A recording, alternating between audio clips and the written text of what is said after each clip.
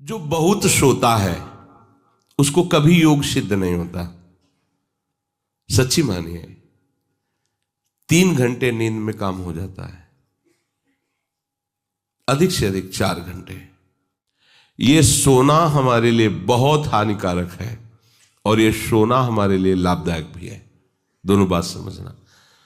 जिसका स्वभाव बन जाता है कि जहां बैठे वहीं सो गए, जहां बैठे, ऐसा हमने देखा है, बैठे 2-4 मिनट जहां एकाग्र घोंटा बजने लगे। ये क्या है? ये दलिद्र क्यों? अरे तुम साधक हो, ये दलिद्रता क्यों? क्या यही उपासना में तुमने सिद्धि प्राप्त की है?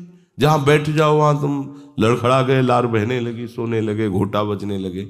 ये दलिद्रता है, ये तमोगुणी है। ऐसा नहीं। एक बार नींद को समय दिया है, 3 घंटे 4 घंटे, आ जाए तो आ जाने, उसको निमंत्रण नहीं देना, राधा राधा राधा, और जग कर फिर वैसे ही अपनी दिनचर्या। कोई भी फर्क नहीं पड़ना। आप अभ्यास कीजिए, कोई फर्क नहीं पड़ेगा। कई दिन बराबर जगने पर भी आपकी दिनचर्या पे कोई फर्क नहीं पड़ेगा। जो अपना स्वभाव बिगाड़ रहे हैं वो अपना नाश कर रहे हैं। अधिक पड़े हैं, सो रहे हैं, ये ठीक बात नहीं है। बार बार जो अधिक पड़े रह करके सोने का अभ्यास किए हैं, वो कहीं भी रहे उनको बार बार नींद सताएगी। पड़े रहने में जिनको सुखानुभूति हो रही, सोने में जिनको सुखानुभूति हो रही, वो भजन क्या करेंगे? जो ज्यादा नींद लेते हैं उनकी गाढ़ नींद कभी नहीं होती है। मतलब अब सो चुके, थक गए, ऐसा नहीं आएगा। उनको बहुत प्रकार से विघ्न पड़ने लगते हैं, स्वप्न आदि आने लगते हैं, नींद का स्वरूप लंबा हो जाता है, 10 घंटे 12 घंटे। हमको एक ने बताया था कि हम केवल भोजन के लिए उठते हैं और अपने कमरे में ही पड़े रहते हैं, 18 घंटे वो सोते हैं। वह क्या जीवन आपका है? ये जीवन है? सोना बहुत हानिकारक है। अरे हम परमार्थ के पति के, जितनी बार नाम जप कर लिए वो हमारे बैंक में जमा हो गया। सो के क्या बर्बाद करना है? 3 घंटे 4 घंटे, इसके 5-6 घंटे वो उनके लिए है जो बहुत श्रम परायण है, परिश्रम करते हैं शरीर से, साधक के लिए नहीं। 3 घंटे पर्याप्त है। आप अभ्यास करके तो देखिए, 3 घंटे में आपको बिल्कुल 24 घंटे के लिए तृप्ति मिल जाएगी। हाँ बिल्कुल ठीक है, अभ्यास कर लीजिए। दिन में लेटे रहने पर भी 1 मिनट नींद नहीं। अभ्यास कीजिए। अभ्यास अमृत है और अभ्यास ही मृत्यु है। आपने जैसा अभ्यास कर लिया, अमृत का अभ्यास किया तो अमृत है, और मृत्यु का अभ्यास किया तो मृत्यु है। भोगों का अभ्यास करना, सोने का अभ्यास करना, प्रपंच में अधिक रुचि रखना, ये सब मृत्यु है। नामामृत, लीलामृत, रूपामृत, धामामृत, इसका अभ्यास करो, अमृत है ये। शरीर उसका बहुत सोने पर भी आलस्य से भरा रहेगा। आलस्य के कारण वो भजन में जे भी बैठेगा 2-4 मिनट में ही माला छूट जाएगा और नींद आ जाएगी। ऐसा दर्शन होता है। वो बहुत कोशिश करते हैं, बस ऐसे हो जाते।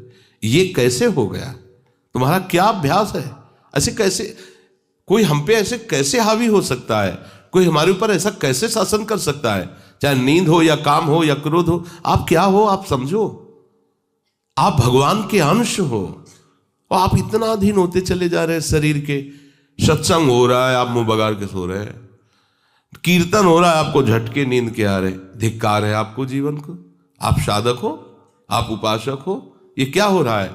जहां आपको संपूर्णतया सावधान होकर चैतन्य रहना है, वो आप सो रहे हो। कैसी आपकी दिनचर्या, कैसी आपकी साधना है? आप हो क्या? विचार करना चाहिए। डांटने की विषय नहीं है, कोई तुम्हें जगाए विषय नहीं है। भगवत कृपा से जीवन में कभी अलार्म नहीं बजाया कि हमको इतने बजे उठना है, पता नहीं उठ पाए कि ना उठ पाए। अभ्यास योग युक्त चेतसा नान्यगामिना, ऐसी स्थिति हो कि हम उठ ना पाए तो बात अलग की है। नहीं, बख्शना नहीं इस शरीर को, अब भाई हमें चलो हम नहीं आ रहे, ऐसा नहीं। अगर सांस है, दम है, बिल्कुल इसको बख्शना नहीं। हम केवल आपको उपदेश नहीं कर रहे, बख्शना नहीं। शरीर के प्रति इतना प्यार नहीं दिखाना कि वो हमारे प्यारे से हमको दूर कर दे, ऐसा नहीं। ये जड़ वस्तु है, ये चैतन्य नहीं है।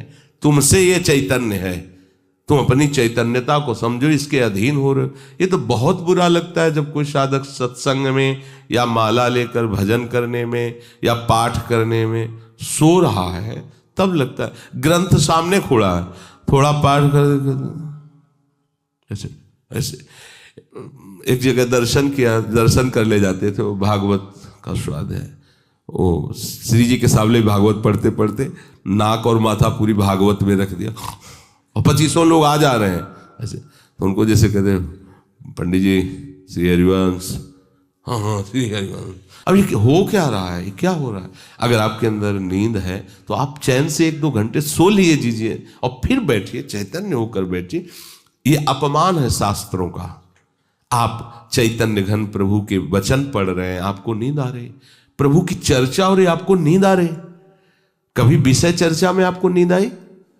कभी फिल्म देखने में नींद आई? नौटंकी नाटक देखने में, रिश्ते नातेदारों से बात करने में, रिश्ते नातेदारों, आपका लड़का विदेश में रह रहा हो, उसकी कोई बात बता रहा हो, आपको नींद आएगी?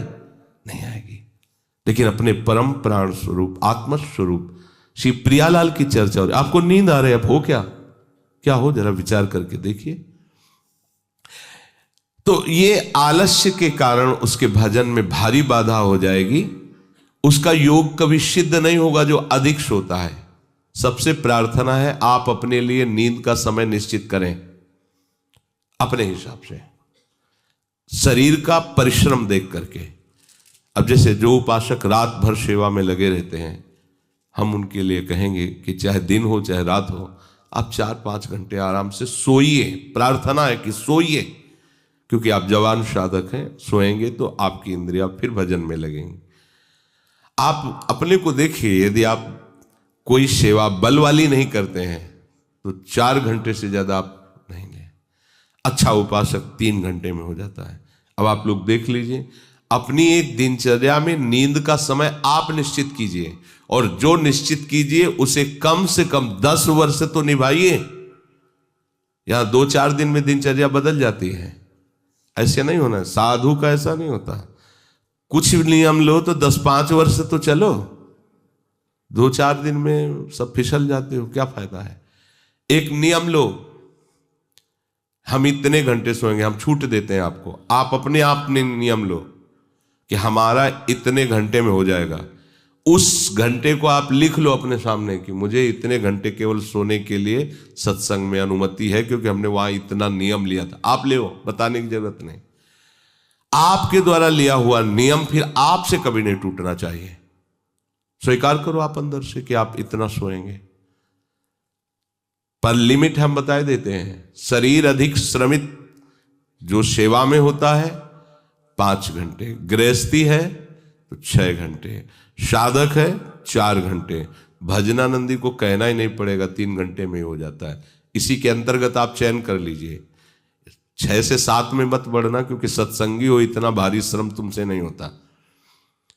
बलराम ब्रजवासी है, 20 वर्ष की बात बता रहे हैं, एक दिन की नहीं, 20 वर्ष की नित्य दिनचर्या से वृंदावन की परिक्रमा, और कितनी मेहनत से चक्की चला करके 150 रुपया करके घर परिवार चलाना, संत सेवा करना, सत्संग सुनना, ये सब गृहस्थ है, परिवार है, भागे घूम रहे हैं परमार्थ के लिए, नंगे पैर पूरे वृंदावन। 20 वर्ष पानी गिरे, पत्थर गिरे, कोई मतलब नहीं।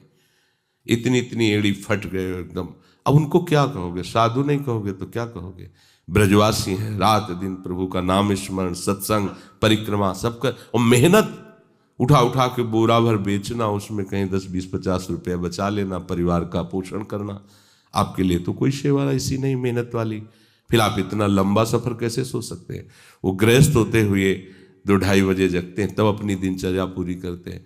हो सकता है रात्रि के 10-11 बज जाते हो, दिन में वो चक्की में रहते, कब सोते होंगे? और 20 वर्ष की दिनचर्या हम उसकी बता रहे हैं। आप विचार करो, आप साधक हैं, आप विरक्त हैं, या आप संसार से निवृत्त होकर वृंदावन वास करें, आप कितना सोते हैं? ये बंद करो, शरीर को सुखी करना बंद करो। ये शरीर को सुख देने की बात महादुख मोल लेना है। निश्चित करो आप अपने समय को सोने का। कर लिया? कर लिया? हाँ, अपना समय निश्चित करो। जो समय निश्चित किया हो 4 घंटे, 5 घंटे, 6 घंटे, ये धाम है, यहां झूठ नहीं चलेगा। अगर 6 घंटे निश्चित किया तो 6.25 घंटे नहीं होना चाहिए। उसी को आप विभाजित कर लीजिए, 4 घंटे रात्रि में सो लीजिए, 2 घंटे दिन में सो लीजिए। आपको अगर 6 घंटे सोना है, 4 घंटे सोना है, 3 घंटे आप रात्रि में, 1 घंटे दिन में विश्राम। अगर आपका रात्रि में हो जाता है तो दिन में विश्राम की जरूरत नहीं। आपको इस पर आना पड़ेगा। आपसे कांच छुड़वा रहे हैं, मणि पकड़ा रहे हैं, आपको घाटे का सौदा। आप क्या कर रहे हो? मणि देकर कांच खरीद रहे हो, और आपका कांच छुड़वा के मणि। इंद्रनील मणि श्याम मनोहर 7 कुंभ तन गोरी, इनके समीप चलना है, इनकी जूठन पाना है, इनके साथ खेलना है। ये सौभाग्य प्राप्त करने के लिए जो असत धारणाएं हैं उनको मिटाना होगा। जागृतो नैव चार्जुन, ये तो अधिक सोने वाले की बात हुई। अब कह रहे हैं अधिक जागने वाले को भी सिद्धि प्राप्त नहीं होती। जो बिल्कुल सोता ही नहीं है, ऐसे होते हैं। पूरी पूरी रात चली गई नाम कीर्तन में, पूरी पूरी रात चर्चा में चली गई। 2-2, 3-3 जन केवल बैठ गए और प्रभु की पूरी रात चली गई। सामने योग वाशिष्ठ रखा हुआ है, उसी पे चर्चा हो रहा है। कैसा नशा! तो आप क्या समझो, उसमें नींद आएगी क्या? जो इंद्रियों को खुराक मिलनी चाहिए वो मिल जाती है। बड़े बड़े महापुरुषों को देखो, राय रामानंदाचार्य जी, राय राम, उसका आता है ना महाप्रभु चैतन्य देव, पूरी पूरी रात चर्चा हो रही, पूरी पूरी रात कीर्तन हो रहा है। क्या होता कि सुबह सब ऐसे लुढ़के हैं नींद में? नहीं, यहां उनकी बात हो रही है जिनकी अभी रुचि भजन में नहीं हुई है। उनको समय से सो जाना चाहिए, समय बर्बाद नहीं करना है। जो नींद का समय दिया है उसमें नींद आए या ना आए, हमें सोने के लिए नहीं लेटना है। जब लेटे, देखा हाँ इस समय से इतना समय लेटने में देना है, नाम शुरू किया, तन्मय हो गए। जब नींद आई, जब आंख खुली बस फिर मंत्र में तन्मय, फिर लग गए। ये भजन है, इसको ऐसे प्रमाद में मत डालिए। यहाँ दिनचर्या हो गई, अब पड़े हैं, करवट बदल रहे हैं, समय निकलता चला जा रहा है, आज सत्संग में क्यों नहीं आए, सो गए थे, ऐसा नहीं होना चाहिए। जो बिल्कुल नींद नहीं लेता उसका अभ्यास ठीक नहीं होगा, वो निरंतर भजन में बाधा पहुंचा देगा। जो ऊंचाई पर चढ़े हुए महापुरुष हैं वो सत्संग और नाम कीर्तन और भगवत चिंतन से ऐसी सामर्थ्य प्राप्त कर लेते हैं कि वो कई दिन भी ना सोए तो उनको विक्षेप नहीं होगा कि परेशान है, इनको तो नींद ही नहीं आई है। क्योंकि उनके जागने में इंद्रियों को वो सब मिल जाता है जो सांसारिक पुरुष को नींद में इंद्रियों को विश्राम मिलता है, उनको भजन में मिल जाता है। परंतु उस स्थिति तक पहुंचने के लिए समय से सोना आवश्यक है। जब विश्राम और इंद्रियों को खुराक नींद की मिल जाती है तो वो भजन में हमारा ज्यादा सहयोग करते हैं। इसलिए उचित समय निश्चित करो नींद का, और उतना ही आप उसको शयन के लिए दो, नींद आए या ना आए, ठीक समय पर उठ जाओ। उठने की प्रवृत्ति का होता है कि सबसे पहला काम, जहां आपकी घड़ी पे दृष्टि गई कि हमारा समय उठने, तो सबसे पहले बिस्तर से हट जाओ। आप ओढ़े हो उसको तुरंत हटाओ। गर्मी है, आप पंखा एसी जो भी चला, तुरंत पहले उसको बंद करो। सुविधाओं को पहले हटाओ, फिर बैठ जाओ। कुछ देर नाम जप, गुरुजनों का चिंतन, फिर अपनी दिनचर्या प्रारंभ। जो कंबल में ऐसे रजाई में ओढ़े ओढ़े ही सोच रहे अभी तो 2 बजने में 10 मिनट बकाया, 10 मिनट में उठ जाएंगे, तो ऐसा वो विक्षेप हो जाएगा कि वो 2 घंटे आपको समझ में नहीं आएंगे। फिर 4 बजे आप उठो, 4 तो 4, बहुत गलती हो गई। ऐसे नहीं किया जाता। अपने लोगों ने ऐसे अभ्यास नहीं किया, तुरंत फेंको, तुरंत खड़े हो गए। पता है कि बैठेंगे तो नींद आई जाएगी, चलते हुए भगवत स्मरण कर रहे हैं, जल पिया, शौच स्नान अपनी दिनचर्या में। ये चित्त हमारे वश में नहीं, हम चित्त के वश में है। जो चिंतन कराता है हम वही। कल एक उपासक प्रश्न कर रहे थे कि कभी कभी हमारा मन कहता है हम निहाल हो गए, कभी कभी मन हमको कहता कि कुछ नहीं मिला। तो तुम मन को गुरु माने हो क्या? मन को आराध्य देव माने हो क्या? मन को अपना मित्र माने हो क्या? ऐसे सलाहकार की क्या बात कि कभी कभी कहता है तुम जीवन मुक्त हो गए, कभी कभी कहता है तुम विषयी हो। उसकी बात थोड़ी माननी। वो अपनी स्थिति बता रहा है, मन तुम्हारी स्थिति नहीं बता रहा है। जब कभी भगवदानंद में तो मन कहता निहाल हो गया, और जब विषयानंद में तो लगता मैं फंस गया। तो तुम उसको देखने वाले हो, तुम उसको चलाने वाले हो, तुम ही से वो चल रहा है तुम्हारी शक्ति से, तो तुम रो काहे को रहे हो, व्यथित क्यों? मतलब कोई भी प्रश्न करने के पहले आपने चिल्ला के रो दिया, अब सब प्रश्न का रहस्य नहीं मिल पाएगा आपको, क्योंकि पहले ही देख लिया कि आप नहीं। गंभीर, किसी संत के पास जाने के लिए पहले गंभीरता पूर्वक प्रश्न करो। कोई भावुकता की बात आ रही है, आप रो देते हो तो अच्छी बात है। अब आप प्रश्न कर रहे हो, पहले तो चिल्ला चिल्ला कर रो रहे हो, पूरा वातावरण जो है आपने गंभीरता से रहित कर दिया। और दूसरी बात, आप समझोगा कि क्यों रो रहे हो। अगर प्रियाजू की प्राप्ति के लिए तो सभा में चिल्ला के रोने की जरूरत क्या है? प्रियाजू की प्राप्ति के लिए तो एकांत में रोइए, खूब नाम जप कीजिए। अगर सभा में आए हैं प्रश्न करने के लिए तो गंभीर रहिए और मुस्कुराते हुए प्रश्न कीजिए। ये रोना धोना नहीं, ये एकांत का विषय, अपने आराध्य देव के विषय में कभी भाव आ रहा है तो बात अलग की है। हम चित्त के अधीन हो गए हैं, बस इसको सुधार करना है। चित्त की 5 अवस्थाएं होती हैं, उसी को मन कहते हैं, उसी को बुद्धि कहते हैं, उसी को अहम कहते हैं, समझना। उसकी वृत्तियों के कारण अलग अलग नाम पड़ा है ना। पूरे को एक हृदय कहते हैं, बोले मैं हृदय से कहता हूं, मतलब संपूर्ण अंतःकरण से कहता हूं। अंतःकरण 4 इसलिए हो गए कि उसकी वृत्ति 4 है। एक का काम है निश्चय करना, संकल्प विकल्प करना, चिंतन करना और क्रिया को स्वीकार करना। एक ही हृदय में 4 बातें होती हैं। तो जो निश्चय उसे बुद्धि कह दिया गया, जो संकल्प विकल्प उसे मन कह दिया गया, जो चिंतन उसे चित्त कह दिया गया, क्रिया को स्वीकार करना उसे अहम कह दिया गया। है एक ही हृदय। उसी हृदय को हम जब बात करते हैं तो उसे 4 रूपों में करते हैं। तो मानो अगर मन की बात चल रही तो चित्त आ गया, बुद्धि आ गई, अहम आ गया। चित्त की बात चल रही तो उसमें मन आ गया, बुद्धि, क्योंकि एक ही हृदय की बात हो रही। तो 5 अवस्थाएं मानी गई हैं। बहुत ध्यान से सुने तो इसमें हम अपने चित्त को भगवदाकार कर सकते हैं। चित्त की 5 अवस्थाएं शास्त्रों में ब्रह्म ऋषियों ने मनन करके पाया है।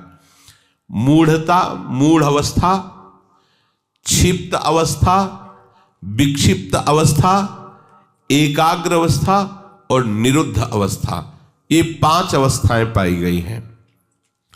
इनमें 2 से भजन नहीं होता। जिनके चित्त में ये 5 में 2 पहली वाली अवस्थाएं जोर की होती हैं, मूढ़ अवस्था और क्षिप्त अवस्था, उनसे बिल्कुल भजन नहीं होगा। वो पाप प्रवृत्ति में ही चित्त लगाने वाले जन हैं, उनसे भजन बिल्कुल नहीं होगा। जिनके ये विक्षिप्त, एकाग्र और निरुद्ध ये गौड़ हैं, एकदम दबे हुए हैं, और मूढ़ता और क्षिप्तता ये जागृत है, बहुत विशाल, उनसे भजन नहीं होगा, साधन नहीं होगा। वो पापाचरण रत रहेंगे, दान पुण्य भी करेंगे तो अहंकार की धरा में होगा।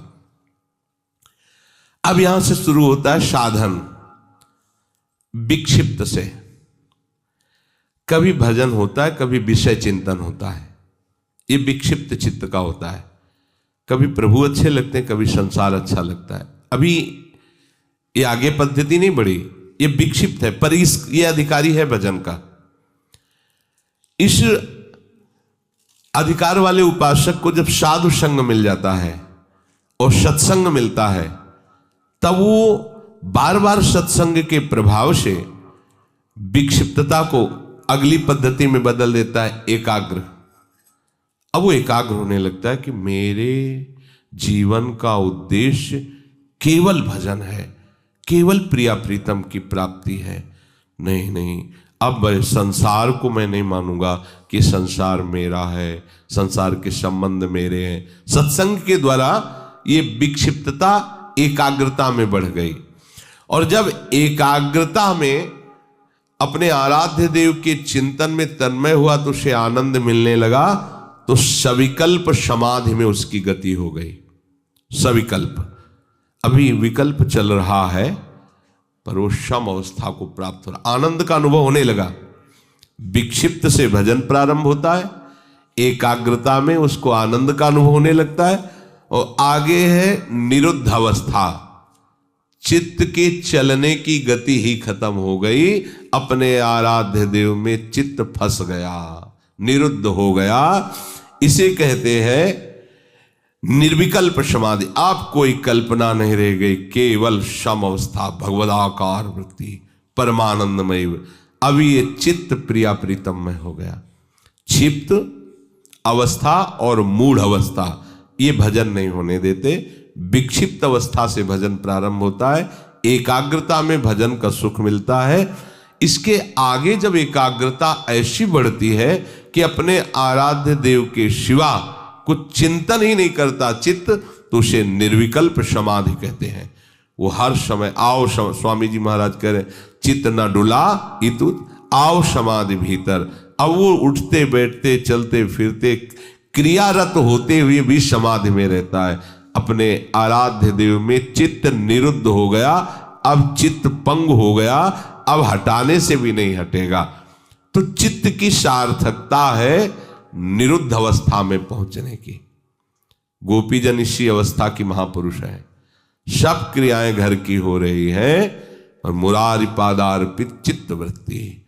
अम्बरीश जी इसी अवस्था के महापुरुष हैं, सम्राट पद पर हैं, लेकिन सावई मना कृष्ण पदार विंदयो, निरुद्ध हो गया मन प्रभु के चरणार विंद में। यदा विनियतम चित्त मात्मन्ये वावतिष्ठते, जिस काल में चित्त आखिरी अवस्था को पहुंच जाता है, निरुद्ध अवस्था। एकाग्रता में भी पहुंचना बहुत बड़ी सिद्धि है, पर अपने लोग जो सब हैं विक्षिप्त अवस्था में है।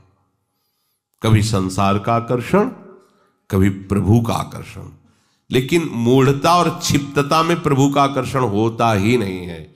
वो उसी में लगा रहता है प्रपंच में, बस लड़का बच्चा परिवार खाना कमाना, धर्म से धन आवे या अधर्म से आवे, इसका कोई भेद उनके अंदर नहीं। धन आना चाहिए, भोग